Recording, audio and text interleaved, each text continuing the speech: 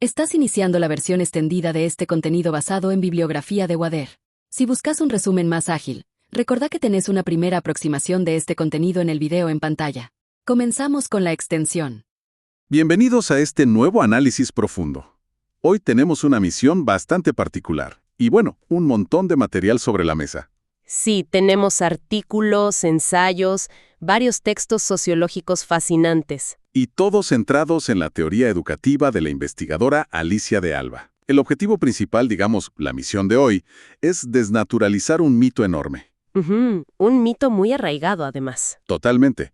Vamos a intentar destruir esa idea tan ingenua de que el currículum escolar, o sea, ese programa de materias que cualquiera que haya pisado una escuela conoce bien, es simplemente un listado aséptico de temas. Claro, esa visión de que es una receta neutral elaborada por expertos puramente objetivos en una oficina. Exacto. Vamos a explorar la idea de que la educación, desde la óptica de esta autora, es en realidad un campo de batalla. Y es un campo de batalla que suele pasar completamente desapercibido, ¿no?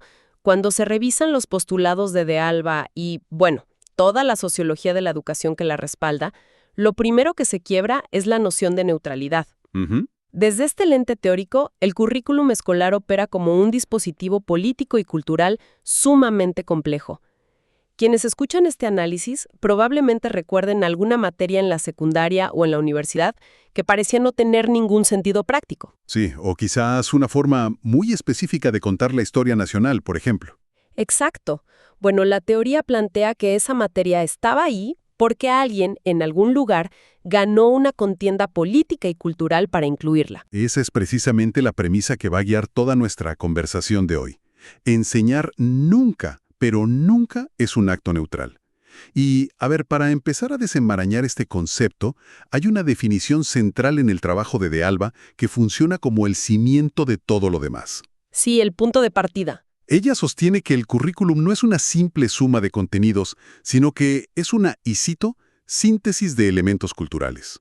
Y al hablar de elementos culturales, el marco teórico no se refiere solo a saber matemáticas o geografía. Para nada. Se refiere a valores, costumbres, creencias, hábitos y hasta formas de ver el mundo. Y ahí hay que detenerse en esa palabra clave, la palabra síntesis.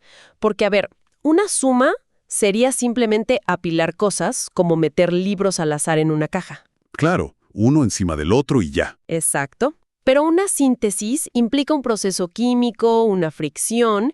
Significa que esos valores, esos conocimientos y esas creencias chocaron entre sí, interactuaron. Algunas partes se quemaron en el proceso y lo que quedó se fusionó para crear un documento oficial. Ahora, la advertencia que hace la autora es fundamental. Esa síntesis no ocurre por arte de magia en un laboratorio esterilizado. Pensando en una analogía para visualizar esto de forma más terrenal, yo creo que podríamos descartar la idea de armar un rompecabezas. Es una imagen demasiado pacífica. Sí, es muy ordenada, ¿no? Las piezas se encajan perfecto. Y la realidad no es así. Exacto. Imaginar el diseño de un currículum es más bien como observar la reunión del Consejo de Planificación Urbana de una metrópolis que está a punto de fundarse. Tienes un terreno limitado, que serían las horas de clase disponibles en la semana. Las famosas horas cátedra. Sí, y tienes a un montón de grupos de presión alrededor de la mesa. Están, las corporaciones tecnológicas exigiendo que se construyan autopistas digitales, están los sectores religiosos pidiendo espacios para catedrales morales. Los sindicatos, el gobierno central. Todos peleando por el mismo espacio.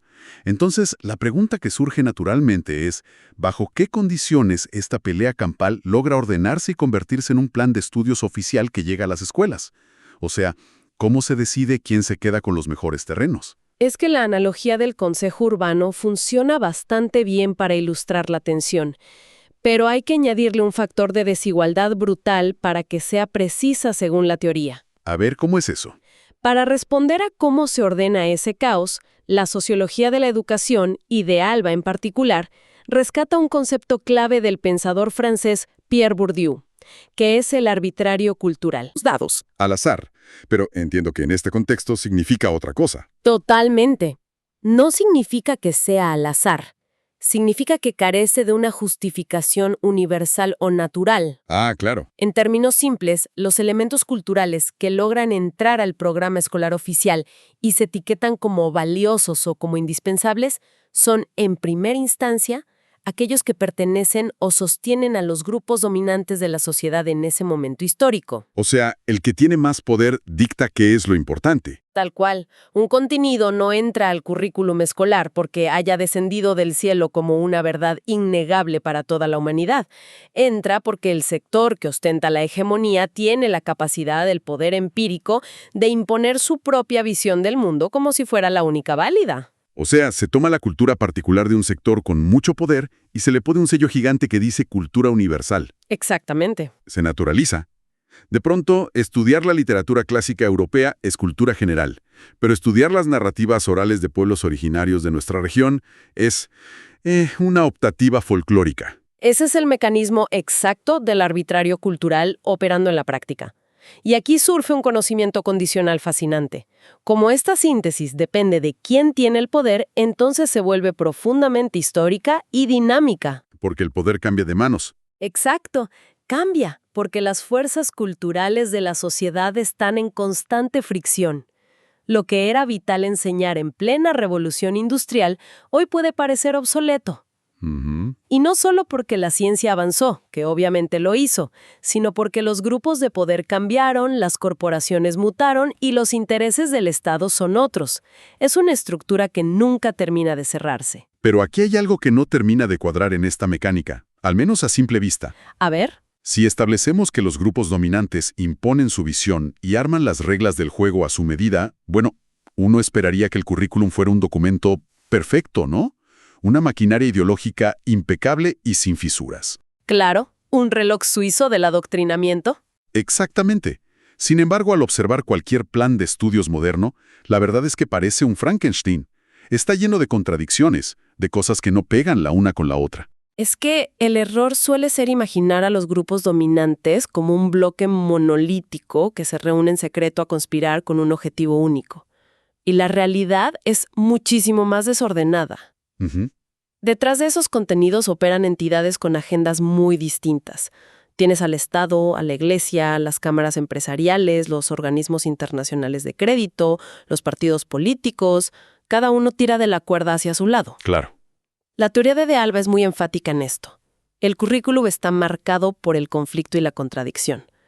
Cuando operan intereses divergentes de manera simultánea, cualquier fachada de coherencia neutral se desploma por completo. Pensemos en un debate muy contemporáneo para aterrizar esto un poco. La fiebre actual por enseñar programación en las escuelas primarias y secundarias. Uy, sí, es un ejemplo perfecto. Por un lado, se ve un empuje gigantesco del Estado, que a menudo está financiado o muy apoyado por el sector empresarial tecnológico. El interés ahí es clarísimo y, bueno, legítimo desde su postura. El mercado laboral actual y futuro exige desarrolladores de software. La economía necesita engranajes para la industria digital. Totalmente. Pero por otro lado, dentro del mismo consejo escolar tienes a los profesionales de las ciencias de la educación, a los pedagogos. Ellos también defienden a capa y espada que se enseñe programación, pero el interés es radicalmente opuesto. Sí, van por otro carril. Exacto. A ellos no les importa si el alumna termina trabajando para una multinacional de tecnología en Silicon Valley. Les interesa la programación porque fomenta el pensamiento procedimental, estructura la lógica cognitiva, ayuda a resolver problemas abstractos. Es un escenario ideal para aplicar este marco analítico. Tienes exactamente la misma pieza en la mesa de negociación, o sea, la materia de programación. Sí. Pero está siendo empujada por vectores de fuerza que buscan destinos completamente distintos. Uno busca empleabilidad corporativa y el otro busca desarrollo cognitivo puro. ¿Qué ocurre entonces? ¿Hay un choque? Sí, y ahí se activan los mecanismos que definen el currículum, la negociación y la imposición. Supongo que la balanza se inclina hacia uno u otro mecanismo dependiendo del músculo político de cada facción, ¿no? Así es. Si los grupos en pugna tienen fuerzas relativamente equilibradas, entonces hay negociación. El documento final reflejará un pacto, una especie de tregua donde, digamos, se cede un poco de formación humanística para incluir capacitación técnica, o viceversa. Un toma y laca. Exacto. Pero el problema surge cuando la asimetría de poder es abismal. Si hay un grupo con mucha menos influencia, como históricamente ha ocurrido con los sectores obreros, con las comunidades indígenas o las clases más marginadas. Ahí rara vez hay negociación. Casi nunca. Lo que opera ahí es la imposición. Sus saberes históricos quedan excluidos de la síntesis oficial y deben someterse a la visión del mundo de quienes dictan las reglas del juego. A ver, empujemos este razonamiento un paso más allá. Porque si hablamos de imposición directa, de silenciar saberes y aplastar alternativas, estamos hablando directamente del ejercicio crudo del poder. Sí, poder con mayúsculas. Y desde esta perspectiva sociológica, si nos quedamos ahí, la escuela sonaría a una fábrica de adoctrinamiento casi distópica. Pareciera que los estudiantes son simplemente recipientes vacíos, esperando ser moldeados por el grupo de poder de turno. Como en una novela de ciencia ficción, claro. Exacto. Pero la experiencia real de cualquiera que haya ido a la escuela, de quienes nos escuchan, no se siente tan robótica. ¿Dónde falla este control absoluto del que hablamos? Falla en la base misma de la condición humana. Y esta es una observación crucial de la teoría. Si nos quedáramos solo con la idea de imposición, estaríamos cayendo en lo que la sociología llama teorías de la reproducción. ¿Las que decían que la escuela solo copia y pega a la sociedad? Exactamente. Durante mucho tiempo se afirmó eso, que la escuela solo servía para reproducir el orden social imperante y crear trabajadores dóciles, ciudadanos obedientes. Sin embargo, el lente que propone de Alba rescata una perspectiva muchísimo más rica. Ella aclara que en el currículum interactúan fuerzas de hegemonía, indudablemente, pero también emergen poderosas fuerzas de resistencia. Esa noción de resistencia es la que saca a la teoría de las nubes académicas y, bueno, la pone a caminar por los pasillos de las escuelas. Tal cual, la vuelve viva. Pensemos en lo que ocurre, por ejemplo, en muchas comunidades rurales de América Latina. A ver. Hay un calendario escolar oficial emanado desde un Ministerio de Educación en la ciudad capital, que decreta exactamente qué días hay clases y qué días hay feriados nacionales. Esa es la hegemonía institucional, lo que está escrito en el papel.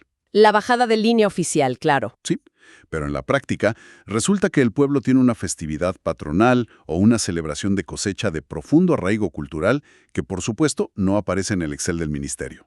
¿Cuál es el resultado práctico? Que los estudiantes, las familias y hasta algunos maestros no asisten a la escuela durante toda esa semana. Ese fenómeno ilustra perfectamente por qué la hegemonía nunca logra ser total. Bajo esta teoría, lo que observamos ahí es la activación de lo que se conoce como currículum oculto, o, más específicamente, en este caso, la dimensión vivida del currículo. Lo que pasa de verdad. Sí, y demuestra algo revolucionario. Los alumnos y la comunidad no son víctimas pasivas. Son, por derecho propio, sujetos del currículo. Tienen agencia. Son actores activos en el proceso. Totalmente. Al vaciar las aulas o alterar la rutina impuesta para honrar su propia cultura, están ejerciendo una resistencia empírica. Le están diciendo a la estructura dominante, mira, nuestra identidad no cupo en tu síntesis en el papel, pero la vamos a imponer en la realidad material del tiempo escolar. Y con eso alteran de facto el currículum formal. Es una demostración de poder desde abajo, ¿no? Desde la trinchera. Exacto. Ahora bien, si damos un paso atrás y miramos el panorama completo de esta batalla. Tienes al Estado presidiendo, las empresas presionando, las comunidades resistiendo, todas estas negociaciones tensas. Un caos organizado. Claro, es evidente que todo este inmenso desgaste de energía no ocurre simplemente por el capricho de discutir un temario. La educación es el sistema nervioso central de cualquier sociedad. Por lo tanto, el currículum escolar debe ser entendido fundamentalmente como una propuesta político-educativa. Ese es el corazón del análisis, la dimensión política, y trae aparejado un conocimiento condicional, ineludible. ¿Cuál es? Para que un currículum tenga verdadera fuerza, para que tenga viabilidad y una dirección clara, necesita estar anclado a algo mucho más grande que sí mismo. Depende estrictamente de su articulación con grandes proyectos políticos sociales. O sea, no funciona de manera aislada. Para nada. Un plan de estudios no puede flotar en el vacío. Es el brazo formativo. Es la herramienta de construcción ciudadana de un proyecto de país o de sociedad mucho más amplio. Y si revisamos la historia, esta conexión era tan evidente que casi se podía tocar. Durante gran parte del siglo XX había paradigmas mundiales colosales. Claro. estaba el proyecto político-social del capitalismo industrial en expansión, que necesitaba formar una ciudadanía estructurada para el consumo, para la producción en cadena, la puntualidad. La escuela fábrica. Y del otro lado del muro estaba el proyecto socialista, con una visión totalizadora del mundo radicalmente diferente, que requería un modelo educativo enfocado, en la conciencia de clase, la colectivización. Eran visiones opuestas y en fricción, pero tenían algo en común. ¿Qué cosa?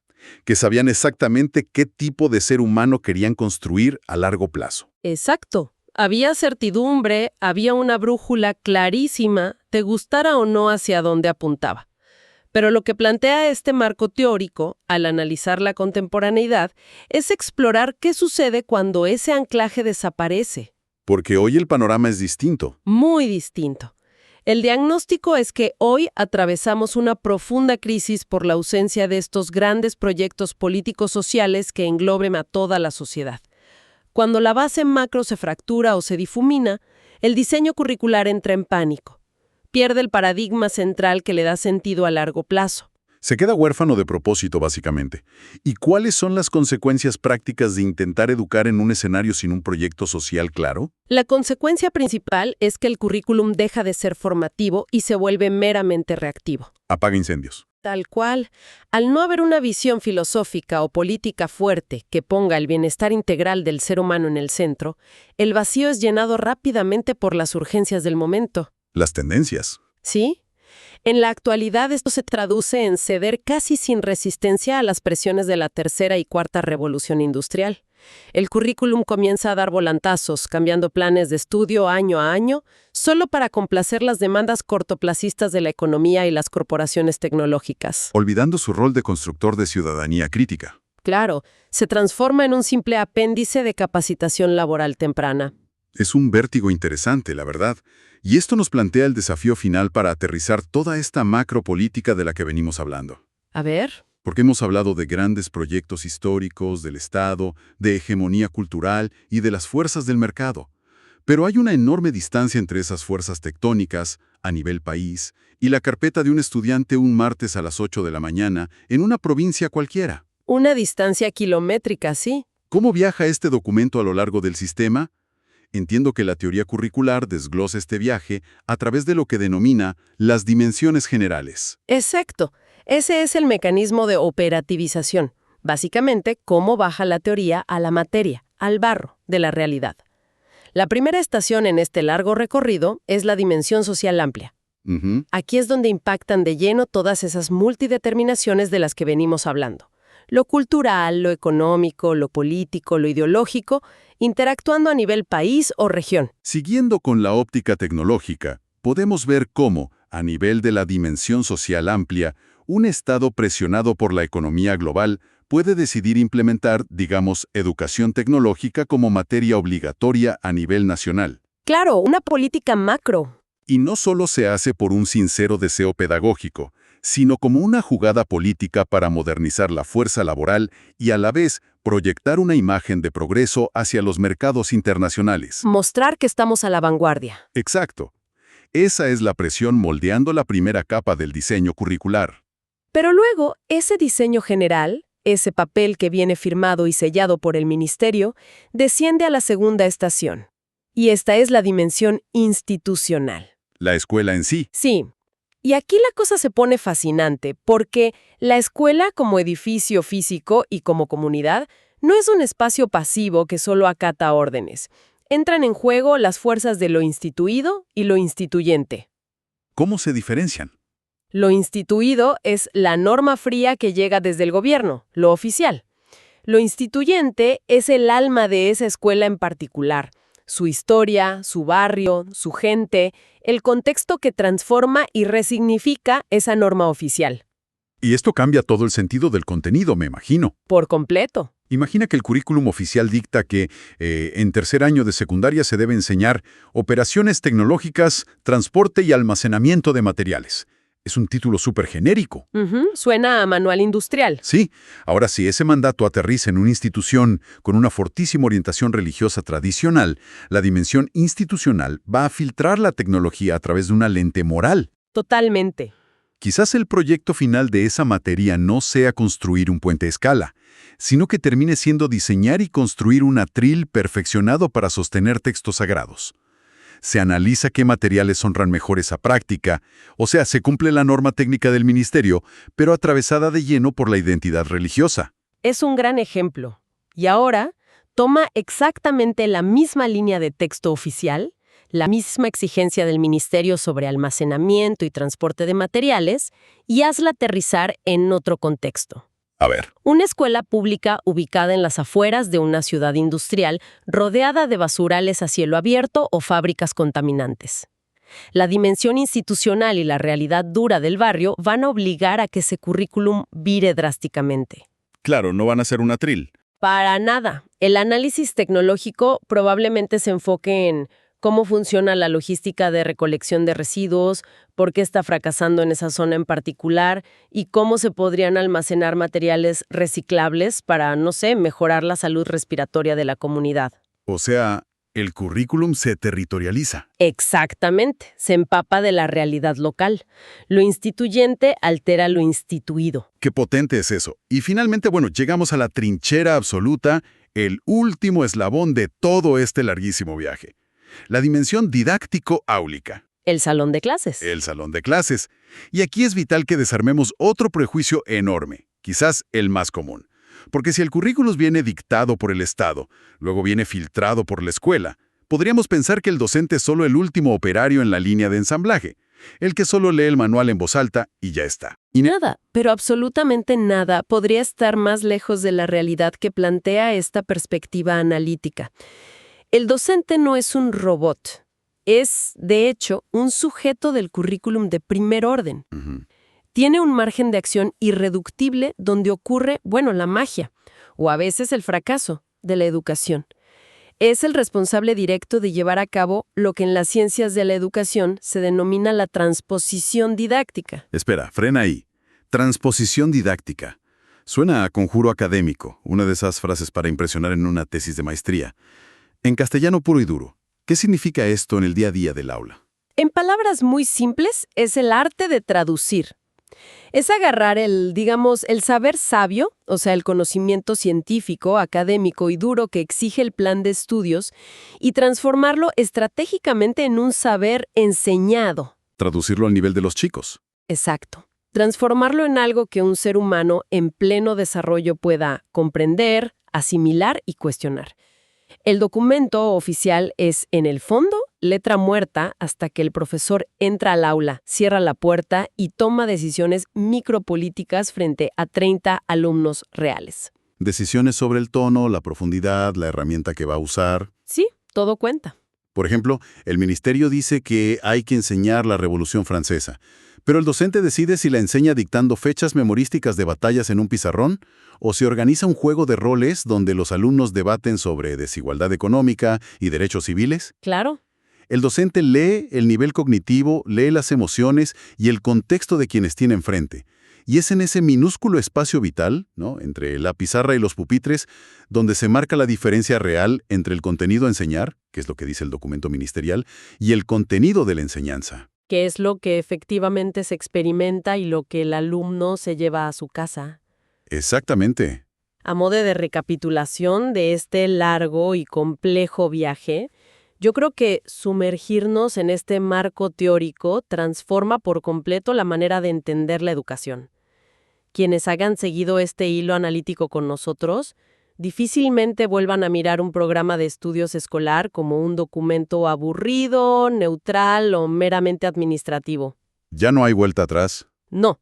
Este enfoque sociológico de Alicia de Alba revela que el currículum es una criatura viva. Es un mapa histórico trazado por relaciones de fuerza, que está plagado de intereses contradictorios, de imposiciones silenciosas, pero también de resistencias valientes desde la base de la comunidad.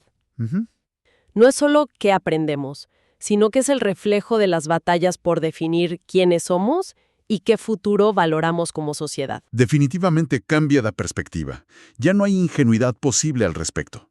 Y bueno, Toda esta revisión exhaustiva nos deja con una inquietud ineludible. Una de esas preguntas para seguir procesando mentalmente mucho tiempo después de que termine este análisis. A ver.